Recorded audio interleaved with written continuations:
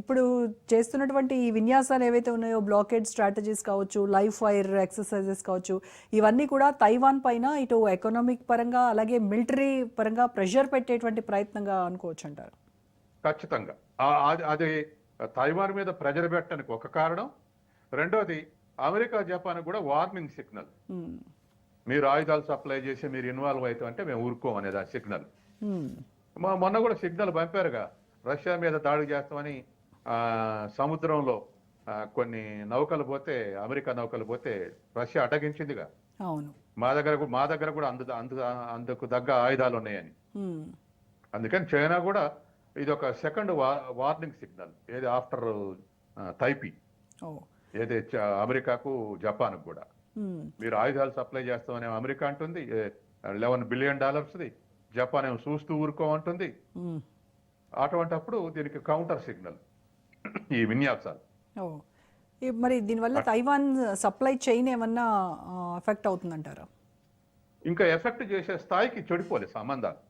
వాళ్ళ Taiwan semi conductors production కు world famous.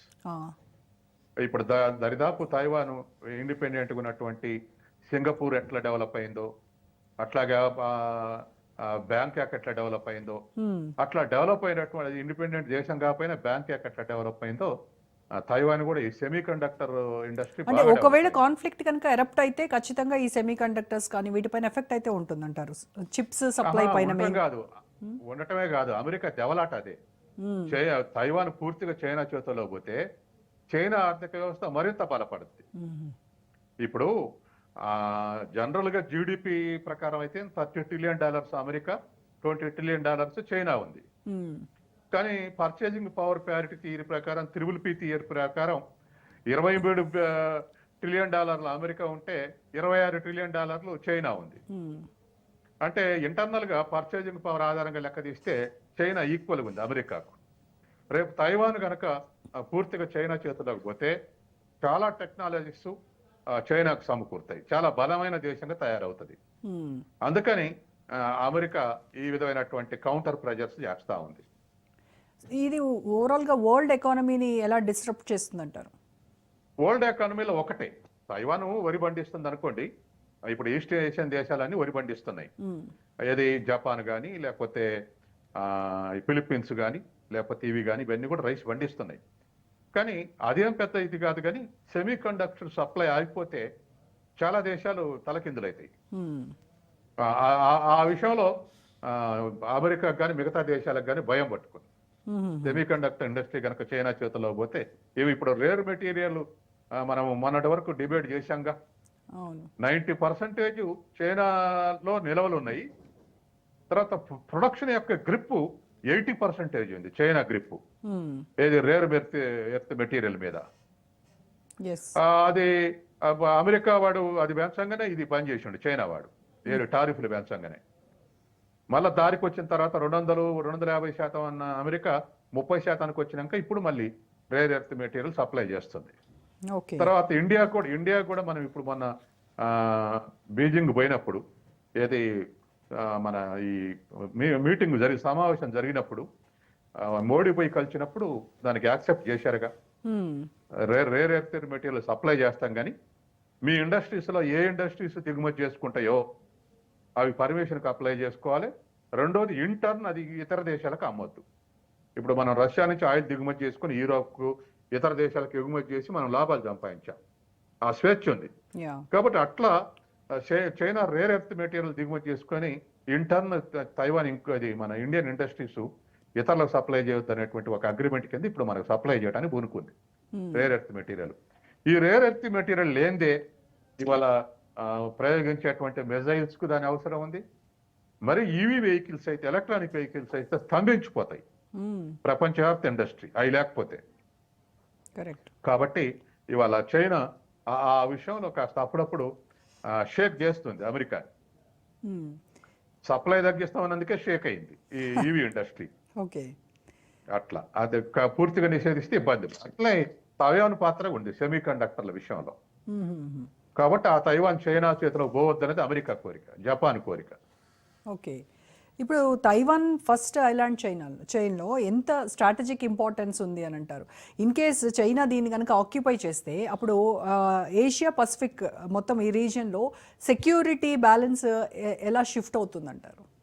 పెద్దగా ఇప్పుడు మనం అండమాన్ నికోబార్కు షిఫ్ట్ చేస్తే 600 కిలోమీటర్ల దూరం ఉంది కాబట్టి ఆ చుట్టూ ఉన్నటువంటి దగ్గరలో ఉన్న దేశాలు మాకు ఇన్సెక్యూర్ అని ఫీల్ కావచ్చు. కానీ తైవాన్ ఉన్నది 160 కిలోమీటర్ల దూరంలోనే. కాబట్టి 160 కిలోమీటర్ల ద్వారా పెద్దగా కొత్తగా మిజైల్ రేంజ్కి వచ్చేటువంటివి ఏమి ఉండవు. ఉన్నటువంటివే ఉంటాయి దగ్గరనే. కాబట్టి కొత్తగా ఇతర దేశాల సెక్యూరిటీ దెబ్బ మాకు, చైనాకి ఇప్పుడు సెక్యూరిటీ పరంగా మాకు ఇబ్బంది అనుకుంటే తైవాన్ ఉన్న ఇబ్బందే, తైవాన్ లేకున్నా ఇబ్బందే. పెద్ద డిస్టెన్స్ గ్యాప్ లేదు కాబట్టి సహజంగానే ఏ దేశంలో అయినా కొత్త ప్రాంతం వస్తే బలపడుతుంది. ఎందుకంటే అది ఫెసిలిటేట్ చేస్తుంది. ఇప్పుడు మనకు మొదటి నుంచి సిక్కిం మన దేశంలో లేదు, ఆ తర్వాత వచ్చి కలిసింది సిక్కిం, అనదర్ స్టేట్ గా మారింది. అట్లా చుట్టూ ఉన్నటువంటి ప్రాంతాలు ఓ దేశంలో కలిస్తే సహజంగానే స్ట్రెంగ్త్ అయింది. అట్లా చైనా మరింత స్ట్రెంగ్త్ అయ్యే అవకాశం ఉంది. సో ఇప్పుడు ఖచ్చితంగా చైనా డామినెన్స్ అయితే పెరుగుతుంది. ఖచ్చితంగా పెరుగుతుంది కదా. ఎందుకంటే ఇప్పుడు మనం ఒక బ్యాక్వర్డ్ ఏరియాని కలుపుకున్న దేశానికి నష్టం. ఎందుకంటే ఆ రీజియన్ డెవలప్ చేయాలి, ఆ రీజియన్ మీద ఇన్వెస్ట్ చేయాలి, ఆ రీజియన్ ప్రొటెక్ట్ చేయాలి, ఎన్ని ఇబ్బందులు. ఒక డెవలప్డ్ రీజియన్ కలిసింది అనుకోండి, సహజంగానే అది అసెట్ కదా మిగతా దేశానికి మొత్తానికి అసెట్. అందులో టెక్నాలజీస్ లో బాగా డెవలప్ అయింది తైవాన్. చైనా కన్నా ముందే డెవలప్ అయింది. ఇప్పుడు చైనా మ్యాచ్ అయింది అనుకోండి దాని డెవలప్మెంట్. కాబట్టి సహజంగానే స్ట్రెంగ్త్ పెరిగేటువంటి అవకాశం ఉంది. ఇది మమ్మల్ని ఛాలెంజ్ చేసే అవకాశం ఉంది ఎకనామిక్ ఫ్రంట్ లో కూడా, టెక్నాలజికల్ ఫ్రంట్ లో కూడా అనేది అమెరికా భయం. తైవాన్ చైనా చేతులకు పూర్తి స్థాయిలో పోతే. తర్వాత రెండోది, ఇప్పటికే రేర్ ఎర్త్ మెటీరియల్ చైనా చేతుల్లో ఉంది అమెరికా.